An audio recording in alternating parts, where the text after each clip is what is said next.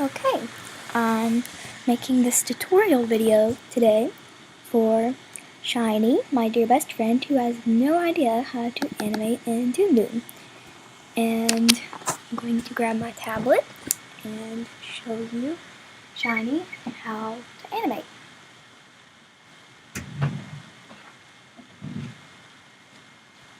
Okay, since I usually make a lot of crap in Toon because I'm not a very successful animator yet, this is not going to be very pretty, and it's just an example that will be uploaded to YouTube.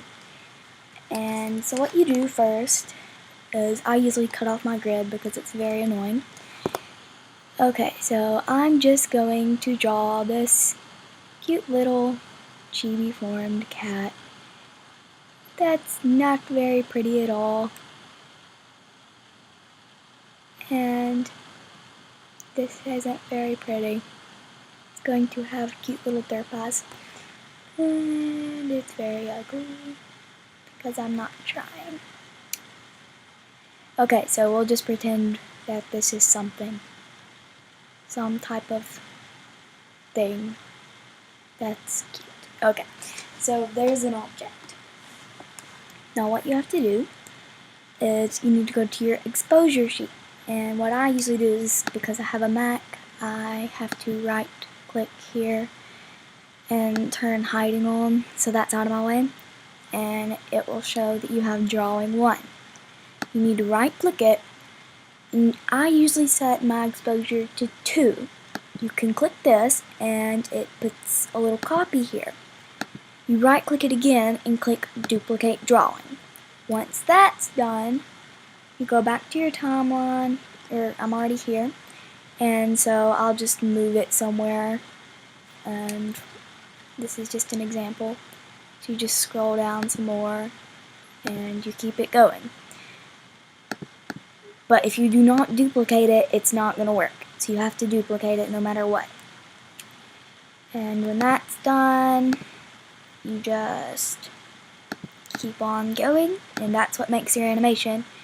So when you have your loops, there you go. It's hideous. Okay, so that's practically how you animate. I'll show you some other stuff. I made a gift for my dad for Father's Day, and it wasn't very good, but as you can see, I have music. When you want to import music, you click this, and you right click here, and you click import sound file, and then you just import it. And undo that. Okay. So this is practically all my drawings, and it's gonna take time, to be honest, but I had up to 157 legitimate frames. But this is what I made him. I was extremely lazy, and I just wanted to make something that was really weird.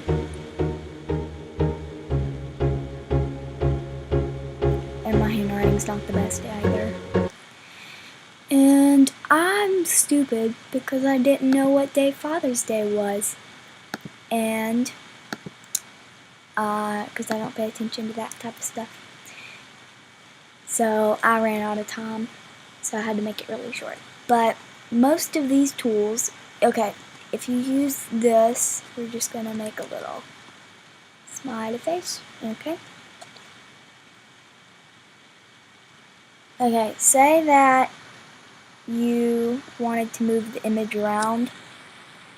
You use this, which allows you to move it, because if you use this only moves like parts of it, I guess I should say, when you duplicate it, so it doesn't work.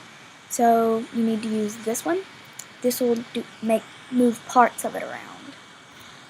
This one you use if you want to make something get bigger, like for example, say I have this, it's really small, and I duplicate the image and I want to make it get bigger as it gets up on the screen. Then and I don't really know if this works because I never really play around with this tool, but Bay uses it, so it should work. I was going to use it in my Father's Day animation, but it decided not to work for me, and so I had to just undo it. So yep, it works. And as you can tell, it gets bigger, and you can also use this to move it across, so you can use two effects in one. These are my most favorite tools to use. You can use this one to make it get bigger as it's moving that way and such. So this is your zooming in, this is your regular brush with all your colors. You can also make your own colors. You can use the wheel, just practically anything you really want to do with it. Now, something I also want to tell you is, if you've noticed, it looks really pixelized looking, and about that, what you're gonna have to, like, when it's uploaded, so when you upload these videos to YouTube or whatever, it's not gonna look that way. It's going to be nice and smooth. But if you want to make your lines smoother, you just have to adjust the smoothness, and the flow will be smoother, and it'll just, I have to say, it'll just work better. But those are my tips on how in the world you're going to be able to use Toon Boom. You can use all types of. Now, I've had this for a year, and I still don't know what half the crap these tools do. So I'm just gonna have to say that you need to just play around with it, and you can make effects. And I know there's one thing you can do using these pegs, and I'm assuming that they're these little things, because if you make pegs, you can move them. So if I had this weird little spider creature, let's see what this does. I don't exactly know what I'm doing either. So I guess if I have this, I can move it around, I'm assuming. But I still don't even know. So I don't really worry about it unless, there we go. So if you make something with this, it's gonna help a lot in run cycles, because it uses as a, like, it works as a joint, as you can tell when you use these little joint sections here, which will help you out a lot in a run cycle if you're wanting to make,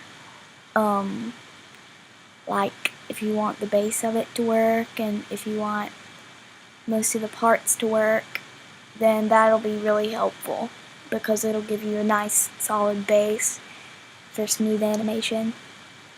And that's all I can really say. When you want to turn on your onion skin, I guess that's what you would call it, what that does is it just shows you the previous frame. So when you're not doing duplications, when you just want to see where your previous one was, then it does that for you. And that's all I can really say about how this is supposed to work. But so I hope that helped, and this should be uploaded to YouTube if it doesn't want to be a butt. And I'm just gonna have to say, it takes time, just play around with it. So, well, I hope my tutorial helped, and goodbye.